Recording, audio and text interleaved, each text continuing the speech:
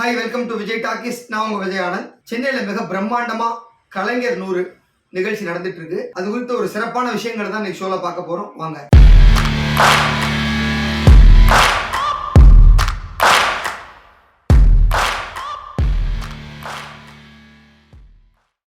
மறைந்த முதலமைச்சர் கலைஞருக்கு ஒரு திரைப்படத்துறை சார்பில் மிக பிரம்மாண்டமா ஒரு விழா எடுக்கிறாங்க.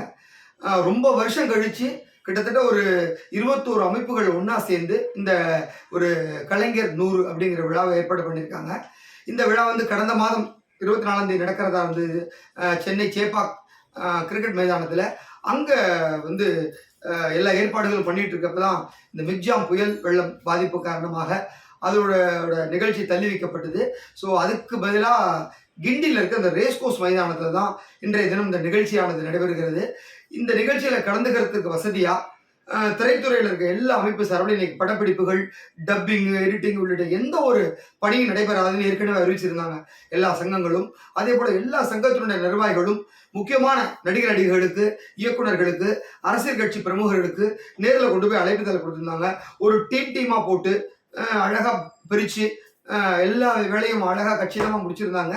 இந்த நிகழ்ச்சியானது இன்னைய தினம், அதாவது கரெக்டாக ஒரு 4 மணிக்கெல்லாம் தொடங்கிடுது. இரவு 10 மணி வரைக்கும் இந்த நிகழ்ச்சி நடக்க போகுது. கிட்டத்தட்ட ஒரு 6 மணி நேரம் இந்த நிகழ்ச்சி நடக்கிற அளவுக்கு ஒரு ஏற்பாடு பண்ணியிருக்காங்க. இந்த கலைஞர் 100, அதாவது தமிழக முதலமைச்சர் கருணாநிதி அப்படிங்கிறத தாண்டி அவர் திரைப்படங்களோட ஏகப்பட்ட விஷயங்களை பண்ணியிருக்காரு. ஒரு சிறந்த வசனகர்த்தவா இருந்திருக்காரு, கதையாசிரியர் இருந்திருக்காரு, பாடல் எழுதியிருக்காரு. அதனால கலைஞருக்கும் சினிமாவுக்கும் எப்போதுமே தொடர்பு இருந்திருக்கு. அப்படிங்கிறதுனால இந்த நிகழ்ச்சியை திரைப்படத்துறையில் ஏற்பாடு பண்ணியிருக்காங்க. தமிழ் திரைப்பட தயாரிப்பாளர் சங்கத்தினுடைய தலைவர் முரளி, பெப்சி தலைவர் ஆர்.கே. செல்வமணி, நடிகர் சங்க தலைவர் நாசர் உள்ளிட்ட ஒவ்வொரு சங்கங்களுடைய தலைவர்களும் சேர்ந்து ஒரு டீம் ஃபார்ம் பண்ணி எல்லா சங்கங்களையும் ஒன்றிணைச்சு ஒரு மிக பிரம்மாண்ட விழாவா இது நடத்துறாங்க. இந்த நிகழ்ச்சியை வந்து கலைஞர் தொலைக்காட்சி லைவா எடுத்து பின்னாடி போட போறாங்க டிவியில. அதற்கு முன்னாடி இந்த நிகழ்ச்சியில் என்னென்ன இருக்க போகுது அப்படிங்கிறது பார்த்தா கிட்டத்தட்ட ஒரு 5 மணி நேரத்துக்கு ஒரு ப்ரோக்ராமே ஆர்கனைஸ் பண்ணியிருக்காங்க. முதல்ல எடுத்த உடனே வழக்கம் போல அந்த சில என்டர்டெயின்மெண்ட் நிகழ்ச்சிகளாக இருக்க போகுது. அதில் பார்த்தீங்கன்னா யாஷிகா ஆனந்த், இனியா, தேஜஸ்வனி உள்ளிட்ட நடிகைகளோட கலை நிகழ்ச்சி இருக்க போகுது. டான்ஸ் மாஸ்டர்ஸ், கொரியோகிராஃபர்ஸ் கம்போஸ் பண்ண அந்த நடன நிகழ்ச்சிகளை லைவாக அங்கே ஆடி காமிக்க போகிறாங்க. அதுக்கப்புறம் சில காமெடி ஆர்டிஸ்டோட ஒரு சின்ன சின்ன காமெடி விஷயங்கள், நாடகங்கள்லாம் இடம்பெற போகுது. அதே போல் கே.எஸ். ரவிக்குமார் வந்து கலைஞருடைய தசாவதாரம் அப்படிங்கிற ஒரு எபிசோடை டைரக்ட் பண்ணியிருக்காரு. ஸோ கலைஞர் 10 அவதாரம் இருந்தால் எப்படி இருக்கும் அப்படின்னு சொல்லி அதில் கலைஞராக வந்து கே.எஸ். ரவிக்குமாரே நடிச்சிருக்காரு. பெரியாரா வந்து சத்யராஜ் நடிக்கிறாரு. அண்ணாவா ரமேஷ் கண்ணா நடிக்கிறாங்க.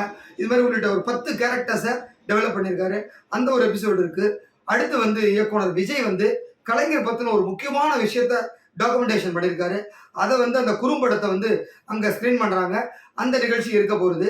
அதை தாண்டி வந்து முக்கியஸ்தர்களுடைய அனுபவங்கள், கலைஞரோட நெருங்கி பழகினருடைய அனுபவங்கள்லாம் இருக்கும்.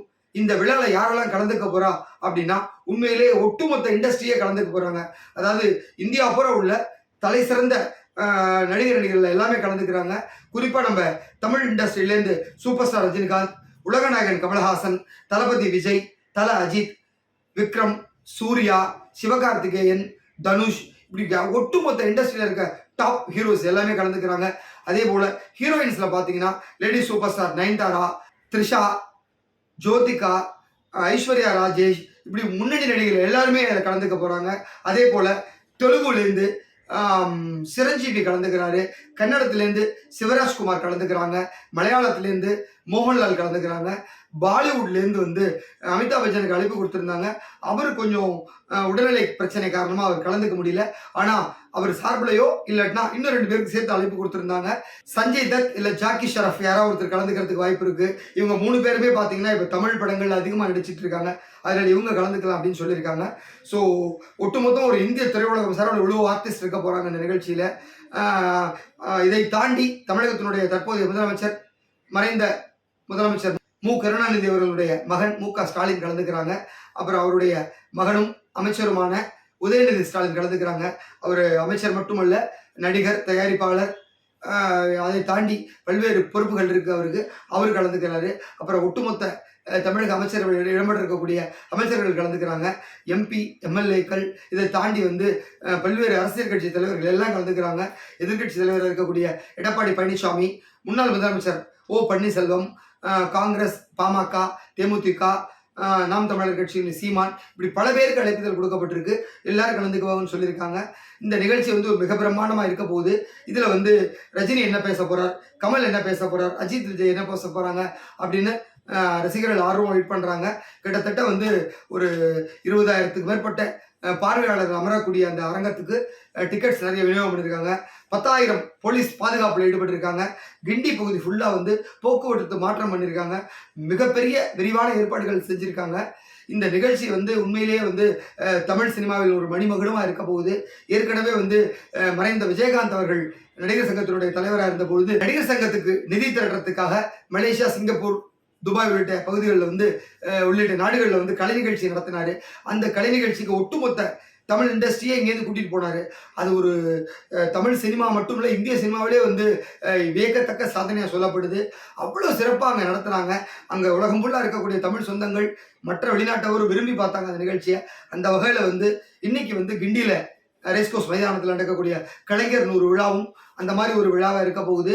ஆல்ரெடி வந்து மதியம் 1 மணிலேருந்தே உள்ளே வர ஆரம்பிச்சிட்டாங்க ரசிகர்கள்லாம். ஸோ குறித்த நேரத்தில் நிகழ்ச்சி தொடங்கிடுச்சு. இன்னும் என்னென்னலாம் இருக்க போகுது அப்படிங்கிறதெல்லாம் பொறுத்திருந்து பார்க்க போகிறோம். இந்த நிகழ்ச்சியை வந்து அநேகமாக பொங்கலுக்கு வந்து டிவியில் கலைஞர் தொலைக்காட்சியில் ஒளிபரப்புறதுக்கு வாய்ப்பு இருக்குது. அவங்க தான் ஃபுல்லாக அதை எடுத்து டெலிகாஸ்ட் பண்ண போகிறாங்க. ஸோ இதெல்லாம் தான் இன்னைக்கு ஏற்பாடுகள். கிட்டத்தட்ட வந்து எல்லாருமே சென்னையில் இருக்காங்க. பல பேர் வந்து அதனால தான் போன வாரம் வர முடியாதவங்க எல்லாம் இன்னைக்கு நேற்று இன்னைக்கும் சென்னையில் வந்திருந்ததுனால விஜயகாந்த் நினைவிடத்துக்கு போய் நடிகர்கள் அஞ்சலி செலுத்திட்டு இருக்காங்க. நேற்றும் இன்றைக்கும் வந்து அதிக அளவில் வந்து திரைத்துறை சார்ந்தவங்கெல்லாம் போனாங்க. நேற்றுக்கு எப்படி சூர்யா, கார்த்தி எல்லாம் போனாங்களோ இன்னைக்கு வந்து சிவகார்த்திகேயன், ஐஸ்வர்யா ராஜேஷ் உள்ளிட்ட பல பேர் இன்னைக்கு போய் அஞ்சலி செலுத்திட்டு இருக்காங்க. ஸோ எல்லாருமே நேராக முடிச்சுட்டு அங்கே கலைஞர் 100 விழாவில் கலந்துக்க போகிறாங்க. ஸோ கலை கட்டிற்கு கலைஞர் 100 விழா அப்படிங்கிறதா நம்ம சொல்ல முடியும் இந்த நிகழ்ச்சி வாயிலாக. நாளை வேறு ஒரு சுவாரஸ்யமான தகவலோடு உங்களை சந்திக்கிறேன். அதுவரை வணக்கம் கூறி விடைபெறுவது உங்கள் விஜயானந்த், சைனிங் ஆஃப்.